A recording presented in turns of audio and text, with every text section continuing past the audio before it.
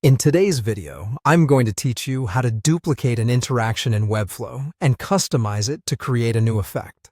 This is a handy technique to know if you're working on a website and wish to reuse an existing interaction without starting from scratch. Let's get started by first selecting the element that contains the interaction you want to duplicate. This is crucial because you'll be working from the existing setup, ensuring consistency in your design and functionality. Now, once you've selected the right element in your Webflow designer, you'll want to navigate over to the Interactions panel. You can find this panel conveniently located on the right-hand side of the interface. Here, Webflow provides a host of options to manage the different interactions and animations that you've created, or that are available for use in your project. Next, locate the specific trigger associated with the interaction you need to edit.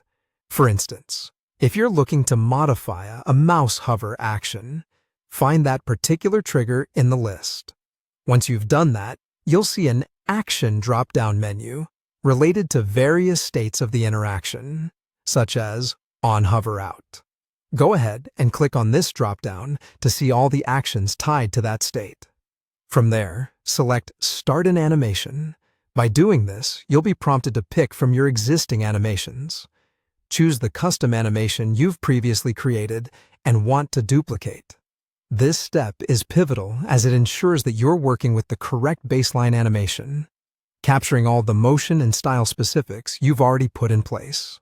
Now, look for the three small disclosure dots icon next to your chosen animation's name. Clicking on this icon will give you several options, one of which is Duplicate.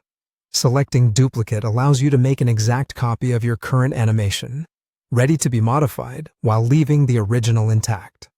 At this point, you'll want to rename your newly duplicated animation to something descriptive. This helps in easily identifying and managing your animations, especially when working on larger projects with numerous elements. A clear name, such as Arrow Move Back, is often helpful and indicative of the animation's purpose. Finally, refine the properties of your duplicated animation within the timeline. This step is where you bring your creative flair into play.